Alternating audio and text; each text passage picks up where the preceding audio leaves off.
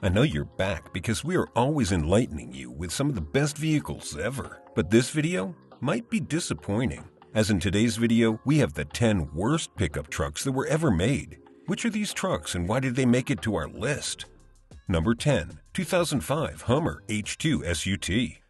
The Hummer was one of the most famed pickup trucks of the 21st century. It was a pickup truck that everyone wanted, and you bet people were trying everything in their power to get their hands on one. When the 2005 Hummer H2 SUT came out, you'd often spot them cruising around in famous cities like Los Angeles and New York, especially where celebrities hang out. The H2 SUT boasted a 6.0-liter V8 engine with a horsepower of 325 HP and was able to tow up to 6,700 pounds. Now, it makes sense why it was so popular. However, things took a wild turn when the number of the truck went down. The reason was quite simple. The flaws in the design led to its downfall. A large vehicle with practically no bed space and no practical use beyond its visual aspect made it not the best pickup truck to own. Here is a fun fact. Did you know that the 2005 Hummer H2 SUT was so incompetent that it was struggling to carry its weight? No wonder this is the most embarrassing truck to be an owner of. Number 9. 2001 Ford Explorer Sport Track. The 2001 Ford Explorer Sport Track was an attempt to combine the features of an SUV and a pickup truck. But because it made it to our list, it's safe to say that things didn't go according to their plan.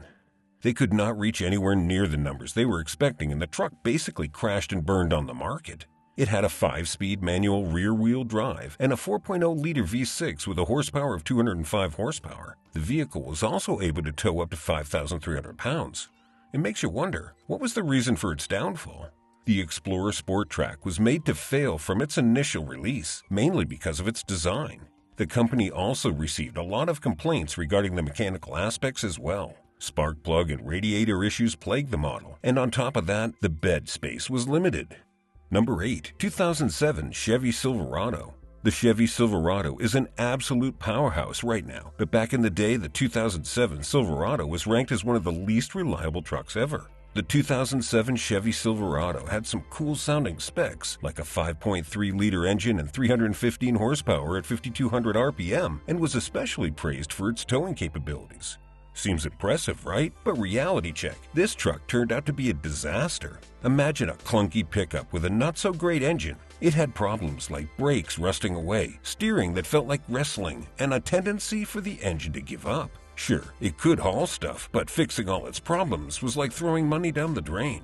Picture this, a battery giving up the ghost 5 times a year, the engine getting super thirsty for oil at 66,000 miles, and the stereo giving up on you at just 70,000 miles. And that's not all. Batteries giving up every 30,000 miles, paint problems, and metal parts rusting sooner than expected.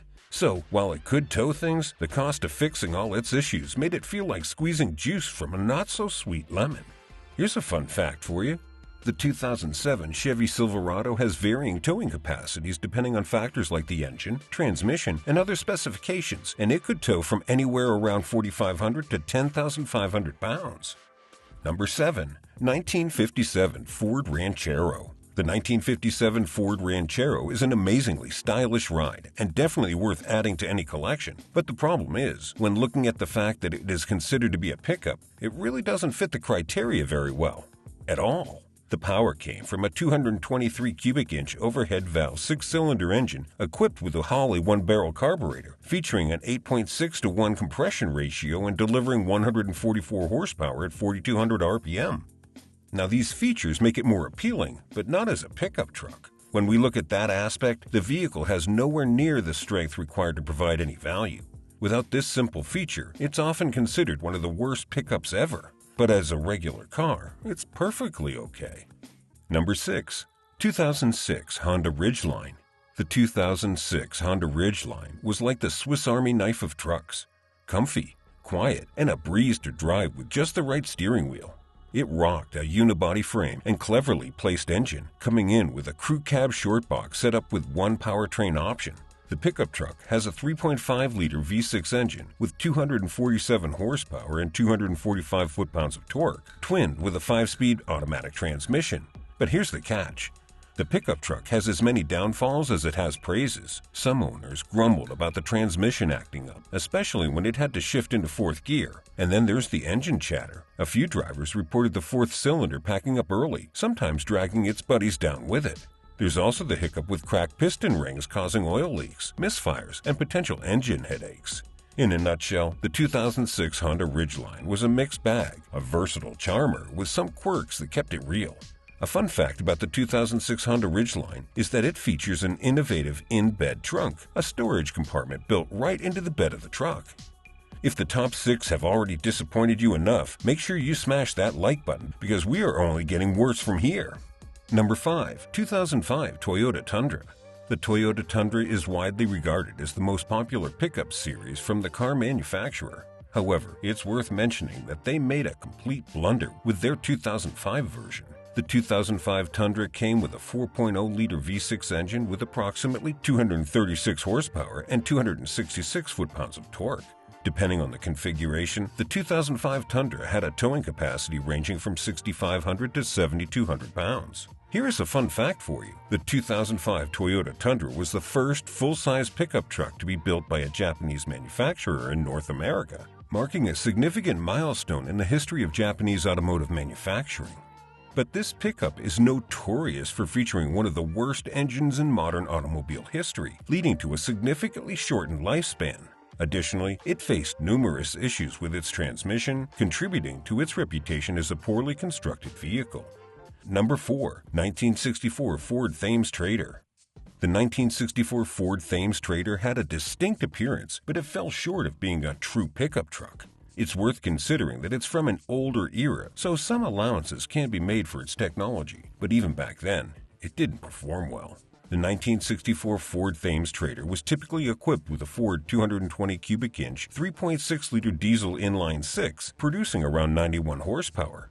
The Thames Trader was special because it had a cool cab-over engine setup, putting the driver right above the front wheels. This smart design gave lots of space for cargo and made it easy to drive in small areas. But this was not enough for it to be considered as a good pickup truck. The truck had a relatively lower speed and limited towing capacity. The Thames Trader cab-over engine layout, which gave lots of cargo space, could make the ride less comfy for the driver because the engine was right under the cab, making more noise and vibration. Also, since it had older tech and design, it might not have been as good as newer pickup trucks in terms of how well it worked and how efficient it was. Number 3. 2004 Dodge Dakota. The 2004 Dodge Dakota offered a compelling combination of performance, versatility, and capability, making it a popular choice among truck enthusiasts and everyday drivers alike. But like every other pickup truck on this list, Dakota had its fair share of problems as well. The Dakota had a decent payload capacity capable of carrying around 1,700 pounds. When properly equipped, the 2004 Dakota could tow up to 6,500 pounds, making it suitable for towing trailers, boats, and other recreational vehicles. Not so bad for a pickup truck, right? The downsides overshadowed the benefits. Nearly 2 years after production began, multiple reports came in regarding Dakotas with brake problems, failing to stop on time or at all. Naturally, this was a huge problem and was made worse by Dodge refusing to even acknowledge it was an issue despite the growing customer complaints. Then there was the loss of oil pressure thanks to sludge buildup that also caused problems. To top it all off, the 2004 models were slammed for irregular shifting. It's a shame, as Dakotas that worked were good trucks, but constant issues gave it a bad reputation. Number 2. 2002 Subaru Baja. The 2002 Subaru Baja stands out as one of the most unusual experiments by any car manufacturer, and unfortunately, it was deemed an awful model due to several factors.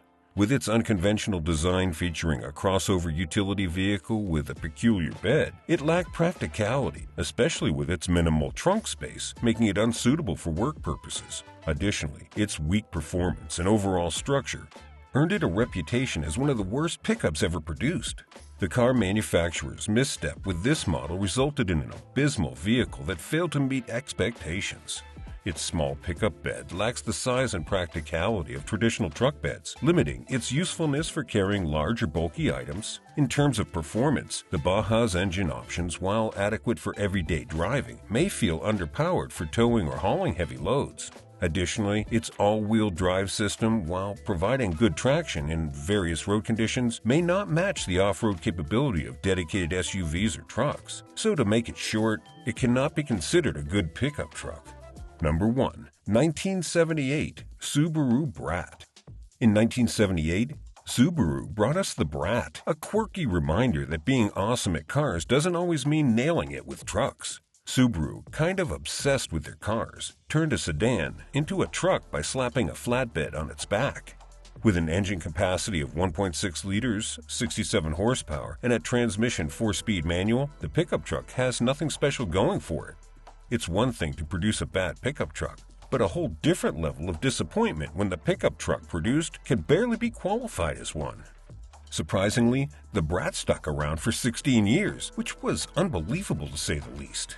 And here is a fun fact. Even President Ronald Reagan had one from 1978 and kept it for 2 decades, making the car even more valuable. Well, that brings us to the end of this bumpy ride. Which pickup truck was worse in your opinion? And do you want us to make a part 2? Let us know everything in the comments down below.